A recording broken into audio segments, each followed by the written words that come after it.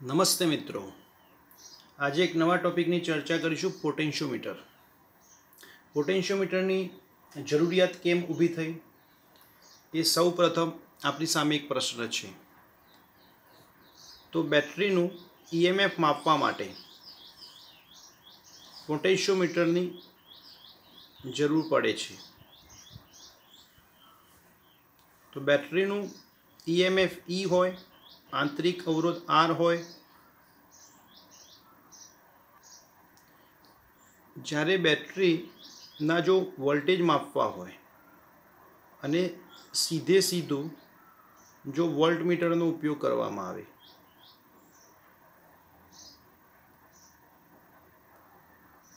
તો આ પરિપથની અંદર ધારો કે I જેટલું વિદ્યુત પ્રવાહનું વહન થતું હોય. હવે આ લૂપ માટે જો કિર્ચોફનો બીજો નિયમ લગાવવામાં આવે A અને B, તો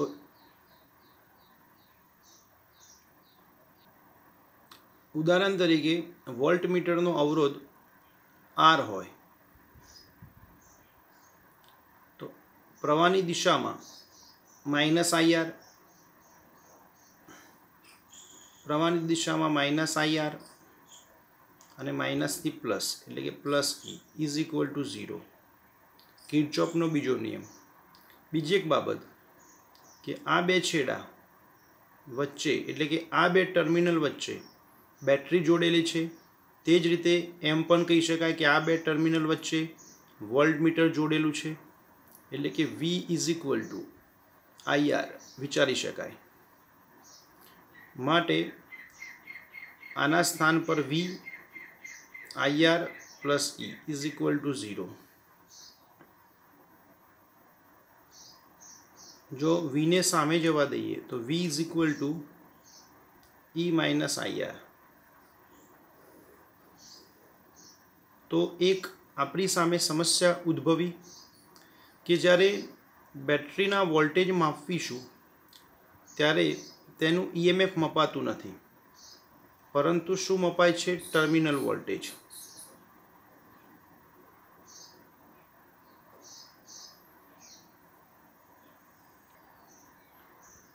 બેટરીના પોતાના વોલ્ટેજ એટલે કે ઈએમએફ ઈ છે. જ્યારે બેટરીની અંદરથી કંઈક પ્રવાહ પસાર થાય ત્યારે તેના ઈએમએફમાંથી IR જેટલા વોલ્ટેજ ઓછા મપાય છે અને જે કંઈ મપાય છે તે ટર્મિનલ વોલ્ટેજ છે.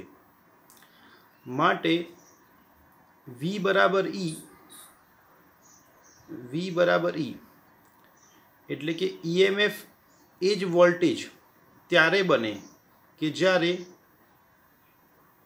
I બરાબર 0 થવું જોઈએ અથવા તો R બરાબર 0 થવું જોઈએ. પણ R બરાબર 0 શક્ય નથી, કારણ કે સંસારમાં એવું કોઈ ઉપકરણ જ નથી કે જેનો અવરોધ શૂન્ય હોય. એટલે કે આ બાબત તો વિચારવી શક્ય જ નથી. પરંતુ આ કન્ડિશન તરફ થોડુંક ધ્યાન જાય તો વધારે સારું. I બરાબર 0 કોઈક રીતે સેટ કરી લઈએ. I બરાબર 0 થાય તો બેટરીનું ઈએમએફ એ જ વોલ્ટેજ બને છે એટલે કે ટર્મિનલ વોલ્ટેજ. એટલે કાં તો I બરાબર 0 સેટ કરવું પડશે કાં તો R બરાબર 0 સેટ કરવું પડશે. પણ R બરાબર 0 શક્ય નથી. એટલે કે આ એક એવું ઉપકરણ પોટેન્શિયોમીટર કે જે બેટરીનું સાચું ઈએમએફ માપે છે. અને આની અંદર આ કન્ડિશન સેટ થઈ જાય છે કે I બરાબર 0 કેવી રીતે વિચારવું. ટૂંકમાં મિત્રો, જો બેટરીનું ઈએમએફ માપવા માટે સીધો જો વોલ્ટમીટરનો ઉપયોગ કરીશું તો V બરાબર E માઇનસ IR પ્રમાણે બેટરીનું ઈએમએફ નહીં મપાય, પરંતુ ટર્મિનલ વોલ્ટેજ મપાય છે. એટલે કે સાચા વોલ્ટેજ મપાતા નથી, કંઈક વોલ્ટેજ ઓછા બતાવે છે. તો પછી એક પ્રશ્ન તમને થાય, તો પછી કેમ વોલ્ટમીટરનો ઉપયોગ કરવામાં આવે છે? વોલ્ટમીટરનો ઉપયોગ કરવાથી સરળતાથી વોલ્ટેજ માપી શકાય છે. ઓછા વોલ્ટેજ માપે છે પરંતુ ઉપયોગ કરવામાં સરળતા રહે છે, કારણ કે વોલ્ટમીટર એ સાઇઝમાં ખૂબ નાનું હોય છે, જેથી સરળતાથી તેને એક સ્થાનેથી બીજા સ્થાને લઈ જઈ શકાય છે. માટે સરળતા ખાતર વોલ્ટમીટરનો વધારે ઉપયોગ થાય છે.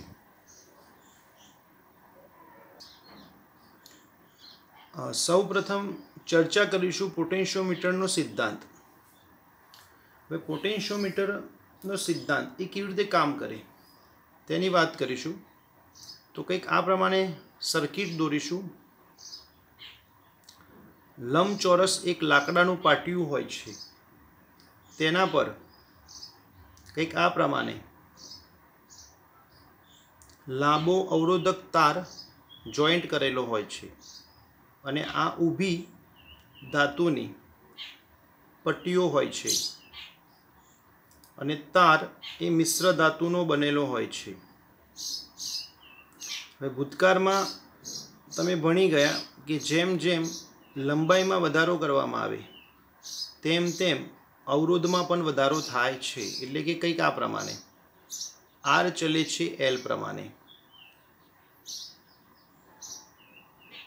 તો ચલે છે ને દૂર કરીશું તો રો એલ.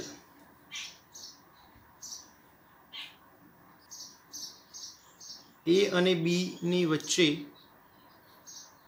મુખ્ય બેટરી જોઈન્ટ કરવામાં આવે છે. સ્મોલ આર એ બેટરીનો આંતરિક અવરોધ. એક કર જોઈન્ટ કરવામાં આવે, અને આરબી અવરોધ પેટી. ઘણી બધી વાર આ સ્થાને રિયોસ્ટેટ પણ હોય છે, જેથી પ્રવાહમાં નિયમન કરી શકાય. ટૂંકમાં એ અને બીની વચ્ચે બેટરી, કર અને આરબી ત્રણે ત્રણ શ્રેણીમાં જોડવામાં આવે છે. મિત્રો, જ્યારે કર ઓન કરવામાં આવે ત્યારે આ તારની અંદર વિદ્યુત પ્રવાહ પસાર થાય છે. એટલે એક મહત્વની બાબત સમજી શકાય કે આ બિંદુના વોલ્ટેજ, ઉદાહરણ તરીકે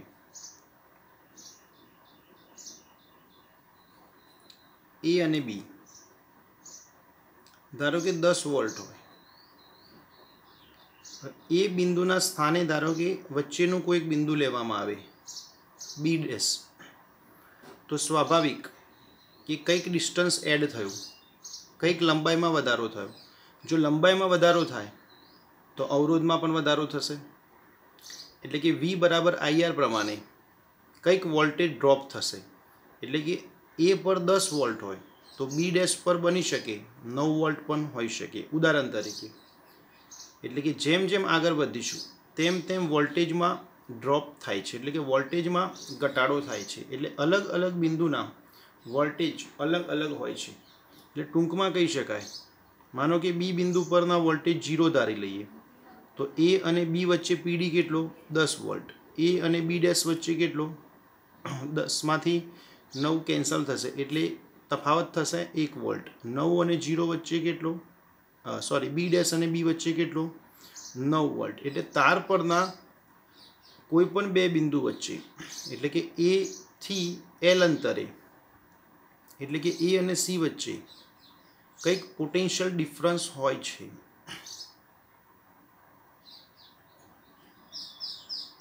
જ્યારે બેટરી સ્ટાર્ટ કરવામાં આવે ત્યારે એ બી તારની અંદર આઈ જેટલો વિદ્યુત પ્રવાહ રચાય છે. તો ઓમના નિયમ પ્રમાણે આઈ બરાબર વોલ્ટેજ ભાગ્યા અવરોધ. આરબીનો અવરોધ ધારો કે plus R, small r plus એક મહત્વની બાબત કે એ બી તારનો અવરોધ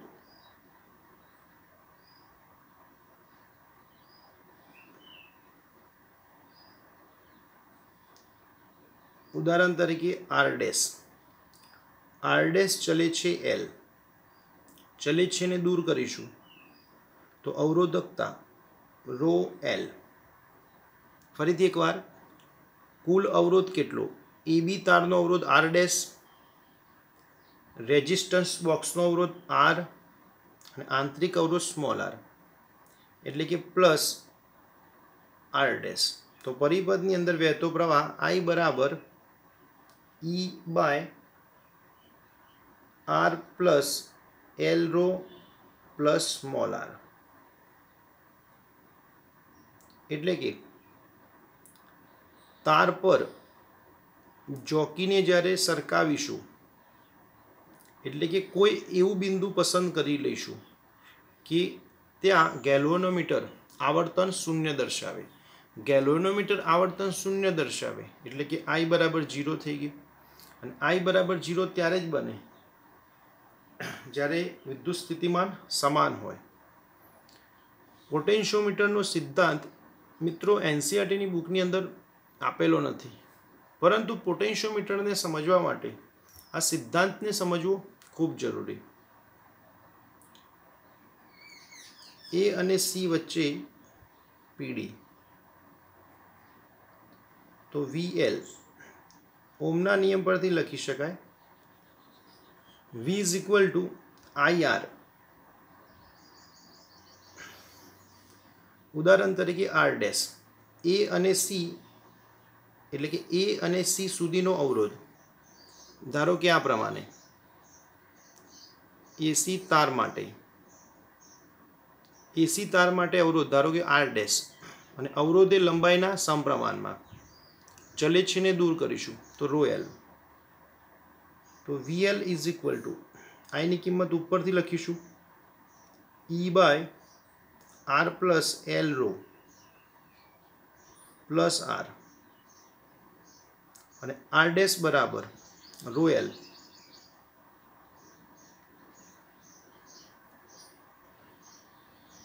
મિત્રો આ સમીકરણને ધ્યાનથી જોઈશું.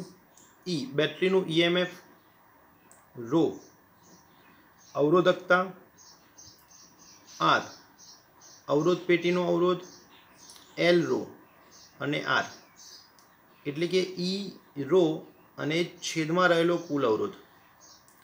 ટોટલી ઘટકો અચર હોય છે માટે VL ચલે છે L. એટલે કે પોટેન્શિયોમીટર તારના કોઈ પણ બે બિંદુઓ વચ્ચેનો PD તે બે બિંદુઓ વચ્ચેના અંતરના સમપ્રમાણમાં હોય છે.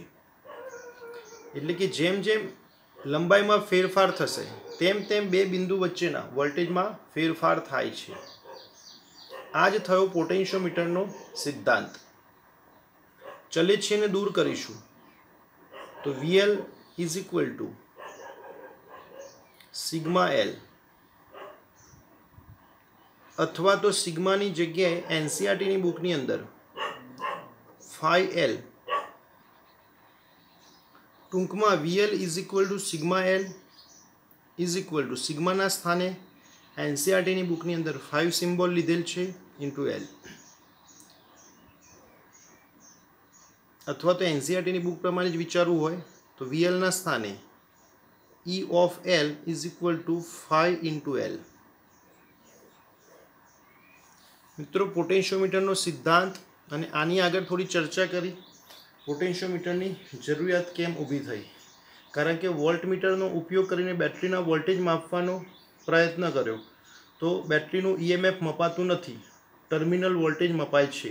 એટલે કે V બરાબર E માઇનસ IR એ આપણી સામે સમસ્યા હતી. તો પછી પોટેન્શિયોમીટરનો સિદ્ધાંત, પોટેન્શિયોમીટરથી આપણને ફાયદો શું થાય? પોટેન્શિયોમીટર એક એવી રચના છે કે જેમાં સતત બદલી શકાય અને સાથે સાથે માપી શકાય તેવો PD મેળવી શકાય છે. મિત્રો અત્યાર સુધીની જે ચર્ચા કરી એ તમારા માટે એક ફાયદાની વાત કરું કે આ બધું તમારે NCERTની બુકમાં લખવાનું જ નથી. આ માત્ર NCERTની બુકની અંદર આ બધું આપેલું નથી. તમારે પરીક્ષાની અંદર આ બધું લખવાનું નથી. માત્ર તમારે આ ઇક્વેશન યાદ રાખવાનું રહેશે. E of L is equal two 5 into L. 5 એટલે શું? જો 5ને તમે કરતા બનાવશો તો 5 બરાબર E of L by L. તો છેદમાં તમે જોઈ શકો L અને અંશમાં વોલ્ટેજ. તો આને શબ્દોમાં લખી શકાય એકમ લંબાઈ દીઠ વોલ્ટેજ ડ્રોપ. એટલે કે જેમ જેમ તમે આ તાર પર આગળ વધવાનો પ્રયત્ન કરશો તેમ તેમ લંબાઈમાં વધારો થશે. લંબાઈમાં વધારો થાય તો કંઈક વોલ્ટેજમાં ઘટાડો થાય છે, જેને કહીશું વોલ્ટેજ ડ્રોપ. અને ઘણી બધી વાર વિદ્યુત સ્થિતિમાન પ્રચલન પણ કહે છે કે કોઈ પણ રાશિમાં જો અંતર સાથે ફેરફાર થતો હોય તો એના માટે શબ્દ વપરાય છે પ્રચલન. અહીંયા વોલ્ટેજની વાત હતી એટલા માટે વિદ્યુત સ્થિતિમાન પ્રચલન. એકમ પણ તમે જાતે સેટ કરી શકો, વોલ્ટ પર મીટર. ફરીથી એકવાર મિત્રો, પોટેન્શિયોમીટરની જરૂરિયાત કેમ ઊભી થઈ કે માપવાનો હતો ઈ અને મપાયો વી, એટલે કે બેટરીના સાચા વોલ્ટેજ મપાતા નથી, એટલે કે વી બરાબર ઈ થતો નથી. વી બરાબર ઈ ત્યારે જ થાય આર બરાબર 0 થવો જોઈએ, જે શક્ય નથી, અથવા તો આઈ બરાબર 0 થવો જોઈએ. તો આઈ બરાબર 0 બને એના માટે એક રચના બનાવવામાં આવી, પોટેન્શિયોમીટર. પોટેન્શિયોમીટરનો સિદ્ધાંત સીધે સીધો તમે યાદ રાખી શકો, E of L is equal two 5 into L. પછી MCQ સોલ્વ કરવા માટે આ બધા ઇક્વેશન યાદ કરો તો વધારે સારું. I ઇઝ ઇક્વલ ટુ કે આ તારની અંદર વહેતો પ્રવાહ I is equal to E by R plus R dash, અથવા તો આ સમીકરણ કોઈ પણ બે બિંદુ વચ્ચેનો PD એટલે V બરાબર IR પરથી, ઓમના નિયમ પરથી. R ડેશ એટલે કે જે બે બિંદુ વચ્ચે તારની લંબાઈ હોય તેને અનુરૂપ અવરોધ, જે કંઈક આ પ્રમાણે વિચારી શકાય. R ડેશ ચલે છે L, R dash is equal to rho L. અહીંયા જરાક સેટ કરીશું. અહીંયા ધારો કે R0 વિચારી લઈએ, તે જ રીતે આ સ્થાને પણ R0, કે R0 એટલે કે AB તારનો અવરોધ અને R ડેશ એટલે કે માત્ર AC સુધીનો અવરોધ. ઘણી બધી વાર પરીક્ષામાં પૂછાય વિદ્યુત સ્થિતિમાન પ્રચલન ગણો પોટેન્શિયોમીટરને અનુરૂપ. તો સિગ્મા ગણવા માટે તમારે વોલ્ટેજની જરૂર પડે અને તે વોલ્ટેજને અનુરૂપ લંબાઈની જરૂર પડે, અથવા તો તમે આ સમીકરણનો ઉપયોગ બી કરી શકો. એટલે કે ઉપયોગી એવા સમીકરણ, એક આ આઈ વાળું સમીકરણ, ત્યારબાદ એક આ સમીકરણ. જો કે NCERTની બુકની અંદર આ ઇક્વેશનો નથી આપેલા એટલે પૂછાવાની સંભાવના ઘણી ઓછી, પણ તેમ છતાં પ્રેક્ટિસ વધારે કરવી હોય તો તમે તૈયાર કરી શકો. ફાઇનલી તમારે આ ઇક્વેશન યાદ રાખવાનું રહેશે, E of L is equal two 5 into L, જ્યાં 5 એ એકમ લંબાઈ દીઠ વોલ્ટેજ ડ્રોપ છે. મિત્રો, NCERTની બુક પ્રમાણે તમારે આ પ્રમાણે ફિગર દોરવાની થશે. પ્રશ્ન કંઈક આ પ્રમાણે પૂછાઈ શકે, પોટેન્શિયોમીટરની રચના સમજાવી. એટલે કે તારના તમે 1 2 3 4 5 6 એટલે ટૂંકમાં આ થયો 6 મીટર અથવા તો 600 સેન્ટીમીટર તાર લાંબો, અથવા તો 8 ટુકડા બી હોઈ શકે, અને આ વચ્ચે મેટલ લગાવવામાં આવે છે. તાર એ મિશ્ર ધાતુનો બનેલો હોય છે. A અને B ની વચ્ચે બેટરી બદલી શકાય તેવો અવરોધ કર. આ ફિગરની અંદર બે બેટરી જોઈન્ટ કરેલી છે. આ બેટરીને મુખ્ય બેટરી કહીશું અને એને અનુરૂપ એકબીજાને સમાંતર બે બેટરી જોઈન્ટ કરેલી છે કે જેમનો આંતરિક અવરોધ માપવાનો હોય અથવા તો જે બે બેટરીનું EMFની સરખામણી કરવાની હોય તે આ બેટરી E1 અને E2. આગળ તમે જોઈ શકો દ્વિમાર્ગી કર, 3 નંબરના પોઈન્ટ સાથે ગેલ્વેનોમીટર, એમાંથી આ એક વાયર નીકળશે N1, એટલે આ પોઈન્ટને કહીશું જોકી, કે જેને તાર પર સરકાવવામાં આવે છે. તમે જો મીટર બ્રિજ ટોપિક ભણ્યા હોય તો તમને યાદ હશે કે A થી C તરફ જોકીને સરકાવવામાં આવે છે. ત્યાં માત્ર 1 મીટર લંબાઈનો તાર હોય છે, જ્યારે અહીંયા પરિસ્થિતિને આધીન જો 4 ટુકડા હોય તો સમજવાનું 400 સેન્ટીમીટર એટલે 4 મીટર, 6 હોય તો 6 મીટર, 8 હોય તો 8 મીટર. અને જોકીને તાર પર સરકાવીશું તો તાર પર જ્યારે જોકીને આગળ વધારીશું તો થોડી વાર પહેલાં જ સૂત્ર જોયું કે E of L is equal two 5 into L. તો જે સ્થાન પર ઉદાહરણ તરીકે N1 પર ગેલ્વેનોમીટર આવર્તન શૂન્ય બતાવે તો ચલો કન્ડિશન આવી ગઈ I બરાબર 0. I બરાબર 0 થઈ જાય તો જે ટર્મિનલ વોલ્ટેજ મપાતા હતા એમાં I બરાબર 0 લઈ લઈએ તો V બરાબર E થઈ જશે. એટલે મતલબ એ થયું કે જો ગેલ્વેનોમીટર આવર્તન શૂન્ય બતાવે તો આની અંદર વહેતો પ્રવાહ થઈ ગયો 0 અને I બરાબર 0. તો એ સમીકરણને યાદ કરો કે V is equal to E minus IR પ્રમાણે વિચારીએ તો I બરાબર 0 તો V બરાબર E. એટલે કહી શકાય કે પોટેન્શિયોમીટરનો ઉપયોગ કરીને બેટરીનું EMF માપી શકાય છે. જ્યારે E1 બેટરીની વાત કરીશું ત્યારે N1 વિચારીશું. N મતલબ નલ પોઈન્ટ, ગુજરાતીમાં કહીશું તટસ્થ બિંદુ. અને જ્યારે E2 બેટરીની વાત કરીશું એટલે કે જેનું EMF E2 હોય તેને અનુરૂપ N2 વિચારીશું. N મતલબ નલ પોઈન્ટ.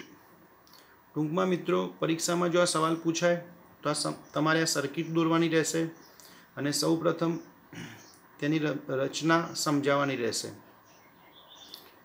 આ ફિગર દોર્યા પછી તેનું વર્ણન તમે પોતાની રીતે કરી શકો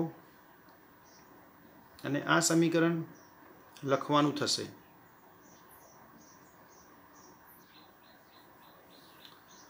એક લાંબા સમાન આડછેદના તારનું બનેલું છે. તે લંબાઈમાં ઘણી વખત અમુક મીટર લાંબા હોય છે અને તેના છેડા વચ્ચે એક પ્રમાણભૂત વિદ્યુત કોષ B મતલબ બેટરી જોડવામાં આવે છે. આની વાસ્તવિક રચનામાં ઘણી વખત આ તારને પાસે રાખેલા ઘણા બધા ટુકડાઓ તરીકે લેવામાં આવે છે અને તેના છેડાઓને જોકી ધાતુની જોકી મિત્રો ગેલ્વેનોમીટર પછી જોઈન્ટ કરવાની હોય છે, પરંતુ અહીંયા જાડી ધાતુની પટ્ટીથી જોડવામાં આવે છે. એટલે કે જે આ સ્થાન પર જાડી ધાતુની પટ્ટીઓ જોડવામાં આવે છે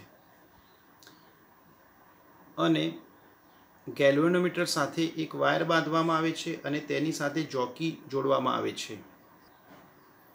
તારમાંથી I જેટલો પ્રવાહ પસાર થાય છે કે જે પરિપથમાં જોડેલ ચલ અવરોધની મદદથી બદલી શકાય છે. A અને A થી L અંતરે રહેલા કોઈ પણ બિંદુ વચ્ચેનો સ્થિતિમાનનો તફાવત E of L is equal two 5 into L. 5 એ એકમ લંબાઈ દીઠ વોલ્ટેજ ડ્રોપ છે. મિત્રો આ સવાલ પૂછાય તો અહીંયાથી લખવાનું સ્ટાર્ટ કરીશું. મતલબ આ આકૃતિ પરથી માત્ર વર્ણન લખીશું અને આ એક સમીકરણ અને આ ફિગર દોરીશું. તો આ ફિગર પ્લસ આગળનું વર્ણન જેને કહીશું પોટેન્શિયોમીટરની રચના.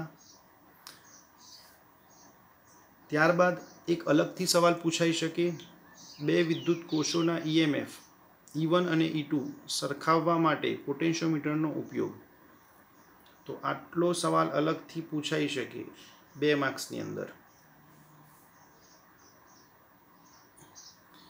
મિત્રો હવે બહુ બધું વિચારવાનું નથી, ઉપયોગની વાત કરું ટૂંકમાં કે આ પ્રમાણે સર્કિટ દોરીશું. બીજો એક ફાયદાની વાત કરું કે આ જ પ્રમાણે સર્કિટ તમારે દોરવી પડશે, કારણ કે આવો પ્રયોગ આવશે 12થની અંદર કે પ્રયોગશાળાની અંદર જશો ત્યારે આવો એક પ્રેક્ટિકલ આવશે. તો આ પરિપથ જો તમે યાદ કરી લેશો તો આવો સેમ ટુ સેમ પ્રેક્ટિકલ પરીક્ષામાં પણ તમારે દોરવાનો થશે. કારણ કે પ્રેક્ટિકલ પરીક્ષાની અંદર પણ તમારે પરિપથ મોઢે યાદ રાખવાનો હોય છે અને ત્યાં પરીક્ષામાં દોરવાનો હોય. પછી એને આગળનો પ્રયોગ કરીશું, જે તે સમયે તમે એનો પ્રયોગ કરી શકો. પરંતુ મુદ્દાની વાત એ કે E1 બેટરી કે ચાહે E2 બેટરી શું કામ કરીશું કે આ સૂત્ર તમને ઉપયોગી રહેશે. E of L is equal two 5 into L. આને જ કહેવાશે પોટેન્શિયોમીટરનો સિદ્ધાંત. આ સૂત્ર સ્વરૂપે કહી શકાય. અને શબ્દોમાં તમારે જો લખવું હોય એક્સ્ટ્રા તો પોટેન્શિયોમીટર તારના કોઈ પણ બે બિંદુઓ વચ્ચેનો PD એટલે કે E of L તે બે બિંદુ વચ્ચેના અંતરના એટલે કે L અંતર એટલે કે L ના સમપ્રમાણમાં હોય છે. એટલે કે આ સમીકરણ યાદ કરીશું. હવે આ સમીકરણને ઉપયોગમાં ક્યારે લઈશું એ પણ મહત્વની વાત. કે ઉદાહરણ તરીકે વાત કરીએ 1 અને 3 માર્ગ માટે. 1 અને 3 માર્ગ માટે એક દ્વિમાર્ગી કરના 3 બિંદુઓ 1 2 3 દર્શાવેલા છે. ધારો કે કરના 1 અને 3 બિંદુઓ જોડેલા છે. એટલે કે શરૂઆતનો કેસ નંબર 1. પહેલા કેસની વાત કરીશું કે જ્યારે કરને 1 અને 3નો જોઈન્ટ આપવામાં આવે, બેટરી સ્ટાર્ટ કરવામાં આવે. હવે આ N1 એટલે કે આ સ્થાન પર જોકી હોય, આ પેન જેવી જ રચના હોય કે જેને એ બિંદુથી સ્ટાર્ટ કરીશું સરકાવવાનું. અને તાર પર જે બિંદુ પર ગેલ્વેનોમીટર આવર્તન 0 બતાવે, ઉદાહરણ તરીકે N1 બિંદુ પર આવર્તન 0 બતાવે તો I બરાબર 0 થઈ જશે. અને I બરાબર 0 થાય તો V બરાબર E પ્રમાણે, એટલે કે જે V મપાશે એને જ કહેવાશે E. અને E માપવા માટે આ સૂત્રનો ઉપયોગ કરીશું. કોઈ રોકેટ સાયન્સ નથી, સીધું તમે આ સૂત્ર યાદ કરી લો. કેવી રીતે ઉપયોગમાં લઈશું? એથી જોકીને તાર પર સરકાવીશું. એટલે કે આ જે પેન દેખાય છે અત્યારે તમને એ ટાઈપની જ જોકી હોય, માત્ર આ પાછળના ભાગ પર એક તાર લગાવેલો હોય અને એ તાર ગેલ્વેનોમીટર સુધી જોઈન કરેલો હોય. અને બાકીની આ પ્રમાણે ફિગર. તો માનો કે N1 બિંદુએ ગેલ્વેનોમીટર આવર્તન 0 બતાવે, મતલબ એમ થયું કે આ ભાગમાં વિદ્યુત પ્રવાહ વહેતો નથી. હવે વિદ્યુત પ્રવાહ મિત્રો ક્યારે ના વહેતો હોય?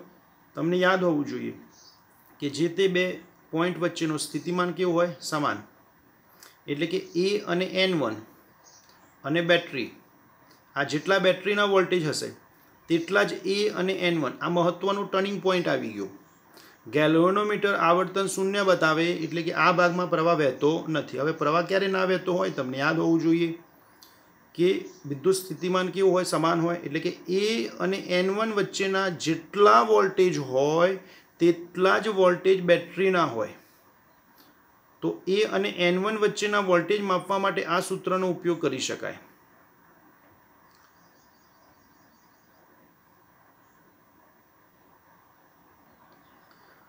હવે મિત્રો સમજવા માટે કે જો આ બેટરીમાંથી પ્રવાહ પસાર થતો હોય તો પ્લસમાંથી પ્રવાહ નીકળશે તો આ પ્રમાણે જશે.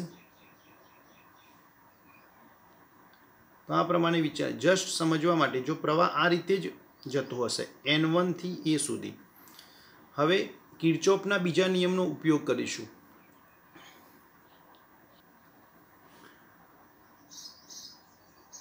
ધારો કે કરના 1 અને 3 બિંદુ જોડેલા છે જેથી ગેલ્વેનોમીટર E1 સાથે જોડાયેલ સ્થિતિમાં છે. જોકીને તાર પર બિંદુ N1 કે જે A થી L1 અંતરે છે ત્યાં સુધી સરકાવવું, જેથી એટલે તેના પર સરકાવીશું જેથી ગેલ્વેનોમીટર 0 આવર્તન મળે. મિત્રો આ મહત્વની કન્ડિશન. ગેલ્વેનોમીટર આવર્તન 0 દર્શાવે. તમે સીધું આવી રીતે પણ લખી શકો સમીકરણ પરથી, પોટેન્શિયોમીટરના સિદ્ધાંત પરથી. E બરાબર 5L. પહેલી બેટરી હોવાથી 1 E1 અને સામે લંબાઈ L1. તેમ છતાં કિર્ચોફના નિયમ પ્રમાણે વિચારવું હોય તો A થી N1 તરફ, એટલે કે પ્રવાહની વિરુદ્ધ દિશામાં. તો A અને N1 વચ્ચેના વોલ્ટેજ કેવી રીતે દર્શાવીશું? આ સમીકરણથી 5L. તો પ્રવાહની વિરુદ્ધ દિશામાં એટલે કે પ્લસ 5L1. આમાં પ્રવાહ 0 એટલે 0. અને આ માર્ગે જઈશું તો માઇનસથી પ્લસ એટલે કે પ્લસ E1. તો આ પ્રમાણે વિચારી શકાય. કિર્ચોફના નિયમ પ્રમાણે પણ વિચારી શકાય, અથવા તો પોટેન્શિયોમીટરનો સિદ્ધાંત કે જ્યારે લંબાઈ L1 નોંધાય ત્યારે PD E1. તે જ રીતે બીજો એક માર્ગ પસંદ કરીશું 2 3 એટલે કે E2 બેટરી માટે. મિત્રો આ બંને બેટરી માટે આ છેડો પ્લસ બને એટલે એ છેડો હંમેશા પ્લસ બને. એટલે A થી જો N2 તરફ જઈએ એટલે કે આ બે બિંદુ વચ્ચે જો કિર્ચોફના નિયમ પ્રમાણે વિચારીએ તો A થી N2 તરફ જઈશું તો માઇનસ તરફ જઈશું અને પછી 3 થી 2 તરફ જઈશું એટલે માઇનસથી પ્લસ. એટલે ટૂંકમાં આટલું યાદ કરી શકો કે જ્યારે કિર્ચોફનો બીજો નિયમ लगावीशुं त्यारे जो E2 माइनस लईए तो आ बे बिंदु वच्चेना वोल्टेज प्लस थाय अथवा आ बे बिंदु वच्चेना वोल्टेज माइनस लईए तो E2 प्लस थाय अथवा तो सीधे सीधू आ समीकरण थी पण तमे लखी शको E of L is equal to 5 into L।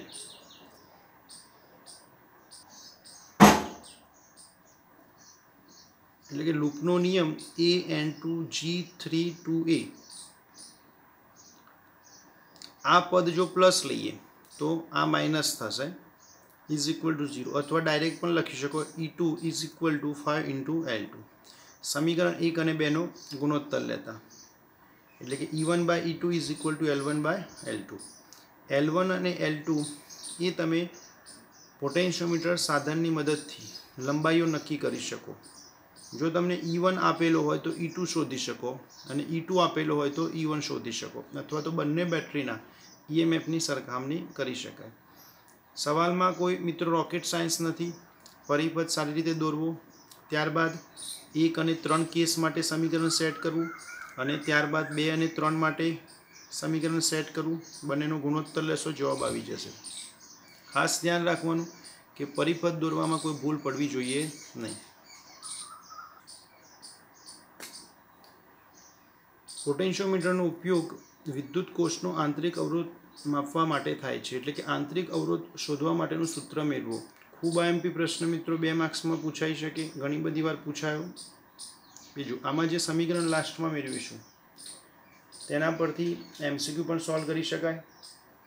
આંતરિક અવરોધનું સૂત્ર મેળવવું એટલે કે R is equal two R કૌંસની અંદર L1 બાય L2 માઇનસ 1 અને આ સમીકરણ પરથી सीधे सीधा नीटनी अंदर पण एमसीक्यू पूछायेला छे।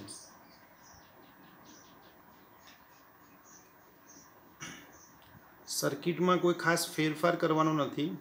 90% सर्किट एना ज रहेशे। मात्र ए बिंदु साथे जे 2 बेटरी जॉइंट करी हती एना साथे मात्र एक ज बेटरी जॉइंट करीशुं। बेटरीनो पोतानो કંઈક આંતરિક અવરોધ હોય છે જેને સ્મોલ આર વડે દર્શાવવામાં આવે છે। બીજું એને એક્ઝેક્ટ સમાંતર એક અવરોધ પેટી જોડવામાં આવે છે। ફરીથી એકવાર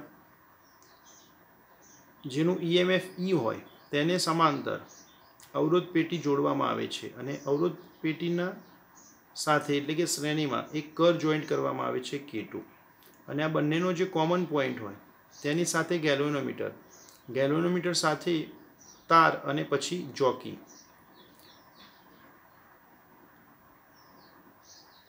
फरीथी एक बार कि आ सवालनी अंदर पण मूल मंत्र आज रहेशे E of L is equal to 5 into L प्रमाणे एटले पोटेन्शियोमीटरनो सिद्धांत। आ सूत्रने ज पोटेन्शियोमीटरनो सिद्धांत कहे छे। आ सूत्र परथी तमे बंने सवालों सरळताथी सॉल्व करी शको। जे कोष कौंसमां EMF E नो आंतरिक अवरोध R शोधवानो छे तेने आकृतिमां दर्शाव्या मुजब कर K2 द्वारा अवरोध पेटीने समांतर जोड़वामां आवे छे। ज्यारे कर K2 खुल्ली हशे त्यारे संतुलन स्थितिनी लंबाई L1 लंबाईए मळे छे। एटले के आगळ जोयुं के ए बिंदुथी स्टार्ट करीने जोकीने तार पर सरकावीशुं અને માનો કે N1 બિંદુએ ગેલ્વેનોમીટર આવર્તન 0 દર્શાવે છે તો તેવી પરિસ્થિતિમાં પોટેન્શિયોમીટરનો સિદ્ધાંતનો ઉપયોગ કરીને એટલે કે આ સ્ટેપ નહીં લખો તો બી ચાલશે, ડાયરેક્ટ પણ લખી શકો E is equal two 5 into L1। બેટરીનું EMF કેટલું E અને નોંધાયેલી લંબાઈ કેટલી L1। L1 એટલે શું? એથી જે બિંદુ તટસ્થ બિંદુ હોય અથવા નલ પોઈન્ટ ત્યાં સુધીની લંબાઈ એટલે A થી N1 સુધી। ફરીથી એકવાર મિત્રો કે જ્યારે કર K2 ખુલ્લી હોય ત્યારે વિદ્યુત પ્રવાહ આ માર્ગે જશે, બેટરીના પ્લસ છેડામાંથી સ્ટાર્ટ થશે એ, પછી થોડો પ્રવાહ આ બાજુ પણ જશે અને બીજો પ્રવાહ બેટરીમાંથી પાસ થશે અને આ પ્રમાણે પ્રવાહ બીજો પ્રવાહ અહીંયાથી થોડોક આમ જશે પ્રવાહ। ફરીથી એકવાર મિત્રો પ્લસમાંથી પ્રવાહ નીકળશે, અમુક પ્રવાહ આ ભાગમાં જશે અને અમુક પ્રવાહ ભાગમાં, અને અહીંયાથી પાછો મૂળ બેટરીના માઇનસ છેડામાં આવી જશે. એટલે કે જોકીને એ બિંદુ પર સરકાવવાનું સ્ટાર્ટ કરીશું. ઉદાહરણ તરીકે N1 સ્થાને ગેલ્વેનોમીટર આવર્તન 0 બતાવે તો એ કેસમાં પોટેન્શિયોમીટરના સિદ્ધાંત પ્રમાણે, એટલે કે આ સૂત્ર પ્રમાણે લખી શકો E બરાબર 5 × L1. હવે બીજો કેસ ખૂબ મહત્વનો રહેશે. હવે કર K2 સ્ટાર્ટ કરીશું. હવે કર K2 સ્ટાર્ટ કરીએ ત્યારે બીજા કેસની અંદર હવે પ્રવાહ પ્લસ છેડામાંથી આગળ વધે, ટોટલ 3 ભાગમાં વેચાશે. થોડો પ્રવાહ આમાં પણ જશે, આમાં પણ જશે. ફરીથી એ જ બાબતને રિપીટ કરીશું કે એ પોઈન્ટ પરથી જોકીને સરકાવીશું. ધારો કે N2 બિંદુ આગળ ગેલ્વેનોમીટર આવર્તન 0 બતાવે. આ ખૂબ મહત્વની કન્ડિશન. મતલબ એ થયું કે હવે આ ભાગની અંદર પ્રવાહ વહેતો નથી. મિત્રો, સમજવા માટે આ પ્રમાણે વિચારીશું કે આ ભાગમાંથી પ્રવાહ આગળ ગયો. હવે આ બીજો કેસ કે જેમાં ગેલ્વેનોમીટર આવર્તન 0 બતાવે, એટલે કે આ ભાગમાં વિદ્યુત પ્રવાહ જતો નથી. એટલે મતલબ એમ થયો કે આ ભાગમાં તો વિદ્યુત પ્રવાહ જતો નથી, પરંતુ તમે જોઈ શકો કે આ એક બંધ સર્કિટ બની ગઈ.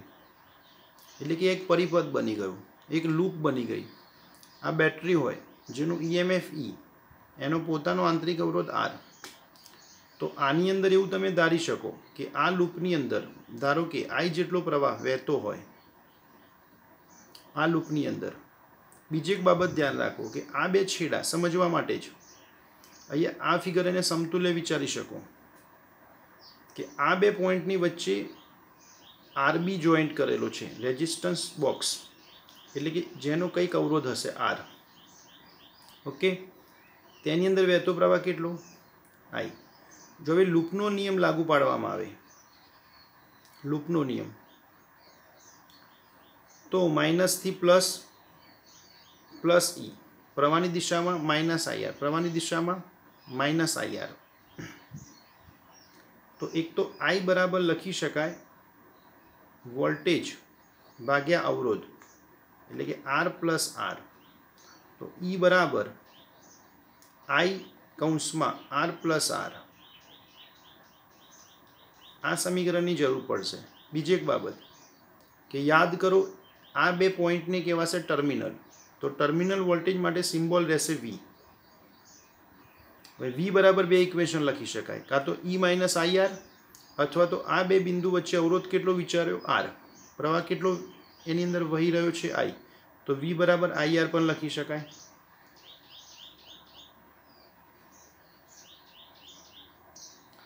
હવે જ્યારે N2 વાળો કેસ હોય કે નલ પોઈન્ટ N2 હોય, તેવા કેસમાં તમારે આ બે પોઈન્ટ વચ્ચેના વોલ્ટેજ લેવાના થશે. હવે આ બે પોઈન્ટ વચ્ચેના વોલ્ટેજ લેવાના થાય N2 વાળા કેસમાં, અને આ કેસની અંદર આ લૂપની અંદર પણ વિદ્યુત પ્રવાહનું વહન થઈ રહ્યું છે. તો આ બે પોઈન્ટ વચ્ચેના વોલ્ટેજ કેટલા? V. કેટલા લખી શકાય? V. અને V બરાબર E માઇનસ IR પણ લખી શકો, પરિસ્થિતિને આધીન, પણ સરળતા ખાતર V લખીશું. એટલે ખાસ ધ્યાન રાખો, N2 વાળો કેસ એ ખૂબ ટર્નિંગ પોઈન્ટ.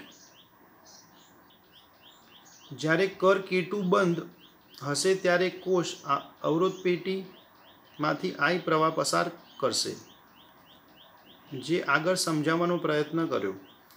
જો V એ કોષનો ટર્મિનલ વોલ્ટેજ હોય અને સંતુલન L2 લંબાઈએ મરે તો, એટલે કે નલ પોઈન્ટ,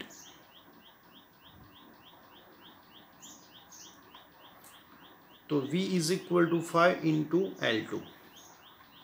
આગળના કેસમાં શું હતું કે પ્રવાહ બેટરીમાંથી પાસ થતો હતો, એટલે કે E બરાબર 5 × L1. જ્યારે આ કેસની અંદર શું થયું કે K2 બંધ કરવામાં આવે અને અવરોધ પેટીમાંથી વહેતો પ્રવાહ I હોય, અને એ બાબત અહીંયા સમજાવવાનો પ્રયત્ન કર્યો. એટલે કે આ ભાગ વિચારીએ કે આ ભાગ વિચારીએ, આ બે બિંદુ વચ્ચેના વોલ્ટેજ વિચારવાના. ધારો કે V, એટલે ખાસ ધ્યાન રાખવાનું કે આ કેસની અંદર ઈ નથી લખવાનું, ટર્મિનલ વોલ્ટેજ લઈશું. એટલે કે V બરાબર 5 ઇન્ટુ L2 અને L2 એટલે A થી N2 સુધીની લંબાઈ. સમીકરણ 1 અને 2 નો ગુણોત્તર લઈશું.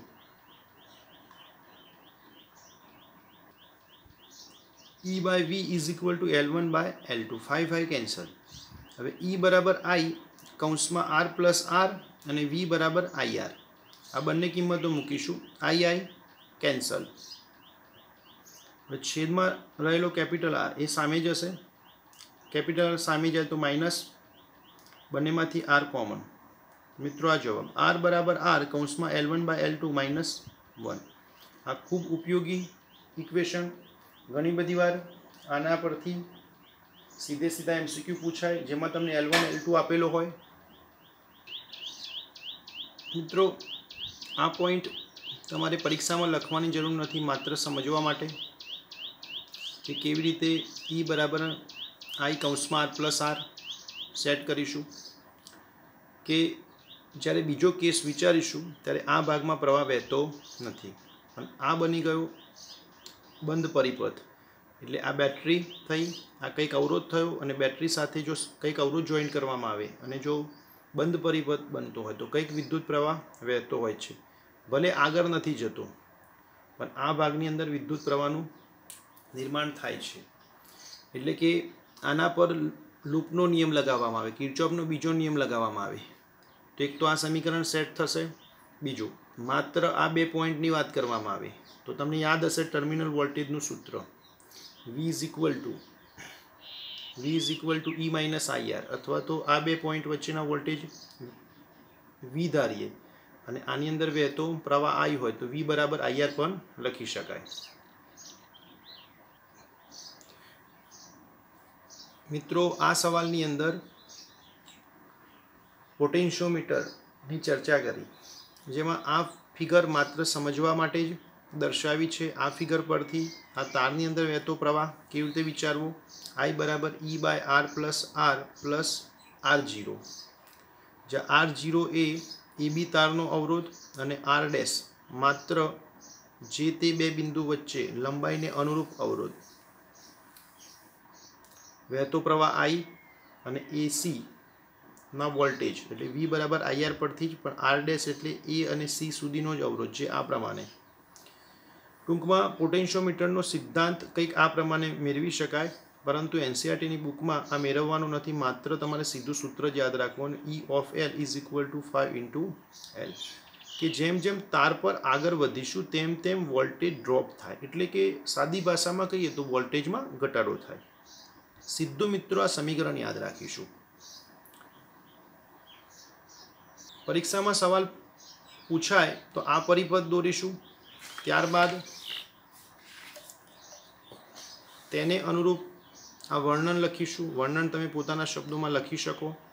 અને મિત્રો જ્યારે તમે પ્રયોગશાળામાં પ્રયોગ કરશો ત્યારે આ સાધનને તમે જ્યારે પણ જોશો ત્યારે આ સવાલ તમને સારી રીતે યાદ રહેશે. કારણ કે તમે જ્યારે એ સાધનને જોઈ લેશો તો તમને સમજ પડશે કે લાકડાનું પાટિયું કેવું હોય, એના પર તાર કેવું હોય, બેટરી કેવી રીતે જોઈન કરવાની, અવરોધ પેટી શું હોય, તો તમે સરળતાથી આ બધું લખી શકો. તમારે માત્ર આ સિદ્ધાંત એટલે કે આ સમીકરણ યાદ રાખવાનું રહેશે. 5 એ એકમ લંબાઈ દીઠ વોલ્ટેજ ડ્રોપ છે. જો સવાલ અલગથી પૂછાય કે E1 અને E2 સરખાવા, એટલે કે બે વિદ્યુત કોષોના EMF E1 અને E2 સરખાવવા માટે પોટેન્શિયોમીટરનો ઉપયોગ, તો આ સર્કિટ ફરીથી દોરીશું, આ પરિપથ ફરીથી દોરીશું. આની અંદર બે કેસ વિચારવાના રહેશે કે જ્યારે 1 અને 3 માર્ગમાં વિદ્યુત પ્રવાહનું વહન થતું હોય ત્યારે E1 બેટરીની વાત કરીશું અને A અને N1. એટલે કે સીધું તમે આ સૂત્ર બી લખી શકો. અને કયો કિસ્સો મહત્વનો રહેશે? ગેલ્વેનોમીટર આવર્તન 0 બતાવે. અને આ એનો મૂળ સિદ્ધાંત. એટલે કે I બરાબર 0 થશે તો આ સૂત્રની અંદર તમે જો I બરાબર 0 તો V બરાબર E લખાય. તો પોટેન્શિયોમીટરનો મૂળ ઉદ્દેશ શું હતો કે જે વોલ્ટમીટરથી વોલ્ટેજ માપ્યા તેની અંદર તમે જોઈ શકો કે કંઈક આ પ્રમાણે પરિસ્થિતિ ઊભી થતી, V બરાબર E માઇનસ IR. તો પોટેન્શિયોમીટરની અંદર શું થઈ રહ્યું છે કે I બરાબર 0 વાળી કન્ડિશન સેટ કરી, એટલે કે ગેલ્વેનોમીટર આવર્તન 0 દર્શાવે. तो V बराबर E થઈ ગયું। એટલે તમને એક સવાલ વારંવાર થાય કે આ ગેલ્વેનોમીટર આવર્તન 0 દર્શાવે એનો શું ફાયદો? એનો આ ફાયદો કે I બરાબર 0 થાય તો V બરાબર E સેટ થઈ ગયું, જે ઉદ્દેશ હતો કે પોટેન્શિયોમીટર એ બેટરીનું EMF માપે છે, એટલે કે V બરાબર E જ થશે। પરંતુ જો વોલ્ટમીટરનો ઉપયોગ કર્યો તો V બરાબર E માઇનસ IR થશે, એટલે E મપાશે નહીં। શું મપાશે? E minus IR। માનો કે આ 10 હોય અને માનો કે આ ટોટલ 2 હોય તો V કેટલા થયા? 8। મૂળ જવાબ કેટલો હતો? 10, પણ નોંધાયો કેટલો? 8, એટલે કંઈક વોલ્ટેજ ઓછા મપાયા। ગેલ્વેનોમીટર જ્યારે આવર્તન 0 દર્શાવે ત્યારે I બરાબર 0 ગેલ્વેનોમીટર માટે, એટલે કે આ કન્ડિશન પ્રમાણે V બરાબર E થશે। હવે આટલા ભાગ માટે તમે લૂપનો નિયમ લગાવો। આ પ્લસ તો આ પ્લસ, આ પ્લસ તો, અને આ ભાગ આ માઇનસ તો આ માઇનસ। માનો કે E1, તો આ તરફ વિચારીએ એટલે પ્લસથી માઇનસ એટલે માઇનસ E1, આની અંદર પ્રવાહ 0 એટલે કે 0, અને માઇનસથી પ્લસ એટલે plus 5L1 is equal two 0। આ પ્રમાણે વિચારી શકાય, અથવા તો સીધે સીધું E1 is equal two 5L1। તે જ રીતે બીજી બેટરી માટે લખીશું ત્યારે E2 is equal two 5L2, અને બંનેનો ગુણોત્તર લઈ લઈશું। સવાલમાં કોઈ રોકેટ સાયન્સ નથી, માત્ર સર્કિટ સાચી દોડવી અને બે ઇક્વેશન સેટ કરવા અને ગુણોત્તર લઈશું, જવાબ આવી જશે। આ ખૂબ IMP સવાલ રહેશે। આંતરિક અવરોધ શોધવા માટેનું સૂત્ર મેળવો। આ પરિપથ દોરીશું। થોડોક ફેરફાર, જે એક બેટરી જોઈન્ટ કરી હતી એના સ્થાને RB મૂકી દઈશું, એટલે કે RB રેઝિસ્ટન્સ બોક્સ, અવરોધ પેટી અને બેટરી એકબીજાને સમાંતર। આની અંદર એક મહત્ત્વની બાબત રહેશે કે જે મુખ્ય બેટરી હોય એના વોલ્ટેજ હંમેશા વધારે જ રહેશે, અને જે બેટરીનું EMF માપવાનું હોય કે આંતરિક અવરોધ માપવાનું હોય કે કમ્પેરિઝન કરવાની હોય એમના વોલ્ટેજ સાપેક્ષમાં ઓછા રહેશે। ટૂંકમાં મુખ્ય બેટરીના વોલ્ટેજ વધારે, અને જે બેટરીનો આંતરિક અવરોધ માપવાનો હોય કે ચાહે EMFની સરખામણી કરવાની હોય તેના વોલ્ટેજ ઓછા હોય છે। આની અંદર જ્યારે K2 ઓપન હોય ત્યારે આ માર્ગે, એટલે કે આ બેટરી એક્ટિવ રહેશે, તો તેવા કેસની અંદર આ સિદ્ધાંત પ્રમાણે તમે સીધે સીધું લખી શકો E બરાબર 5 ઇન્ટુ L1। બીજો કેસ કે જ્યારે K2 ઓન હોય, એટલે કે કર બંધ કરવામાં આવે ત્યારે થોડોક પ્રવાહ આમાંથી પણ જશે, થોડોક આમાંથી બી જશે, અને N2 વાળા કિસ્સામાં માત્ર આટલી જ લૂપ વિચારીશું, અને આ લૂપ માટે વિચારીએ તો હવે ટર્મિનલ વોલ્ટેજ પ્રમાણે વિચારવું પડે, એટલે Eના સ્થાને તમારે લખવું પડે V। આ ખૂબ મહત્ત્વનો પોઈન્ટ, આ જગ્યાએ જ ભૂલ થઈ શકે। બીજા કેસની અંદર ટર્મિનલ વોલ્ટેજ V બરાબર 5 ઇન્ટુ L2, અને V બરાબર IR લખી શકાય, અને E બરાબર I કૌંસમાં R પ્લસ R, બંનેનો ગુણોત્તર લઈશું, એટલે કે I કેન્સલ અને R ને કરતા બનાવીશું। મિત્રો, સવાલને વધારે સમજાવવાનો પ્રયત્ન કર્યો, ઘણી એક્સ્ટ્રા બાબતોની પણ ચર્ચા કરી, પરંતુ પરીક્ષામાં જો આ સવાલ પૂછાય તો માત્ર NCERTની બુક પ્રમાણે તમારે A to Z તમે લખી શકો, જેમાં સર્કિટ બરાબર દોરીશું, એના મૂળ ઇક્વેશનો અને જે પ્રમાણે સમજાવવાનો પ્રયત્ન કર્યો તે પ્રમાણે તમે લખી શકો। બાકી જે એક્સ્ટ્રા બાબતો સમજાવી, જેમ કે શરૂઆતમાં પોટેન્શિયોમીટરની જરૂરિયાત કેમ પડી, કે જે ટર્મિનલ વોલ્ટેજનું સૂત્ર મેળવ્યું, ત્યારબાદ પોટેન્શિયોમીટરનો સિદ્ધાંત, એ બધું NCERTની બુકમાં આપેલું નથી। માત્ર કમ્પેરિઝન કરવાવાળો સવાલ અને આંતરિક અવરોધ શોધવા માટેનું સૂત્ર, આ બે સવાલો મહત્ત્વના રહેશે, અને ટૂંકમાં પૂછાઈ શકે પોટેન્શિયોમીટરનો સિદ્ધાંત સમજાવો, કે જેમાં કશું કરવાનું નથી, કે E of L is equal two 5 into L સૂત્ર લખવાનું રહેશે, અને એને અનુરૂપ ફિગર દોરીશું। પહેલી ફિગર એટલે કે આ જ ફિગર દોરીશું। આ ફિગર દોર્યા પછી આ ફિગર દોરીશું, અને આ ફિગર દોર્યા પછી આ ફિગર પરથી વર્ણન લખીશું, અને પોટેન્શિયોમીટરનો સિદ્ધાંત એટલે માત્ર ઇક્વેશન લખવું। 5 એટલે શું? એકમ લંબાઈ દીઠ વોલ્ટેજ ડ્રોપ। મિત્રો, આ સવાલની PDF ફાઇલ મેળવવા માટે ડિસ્ક્રિપ્શનની અંદર લિંક આપેલી છે,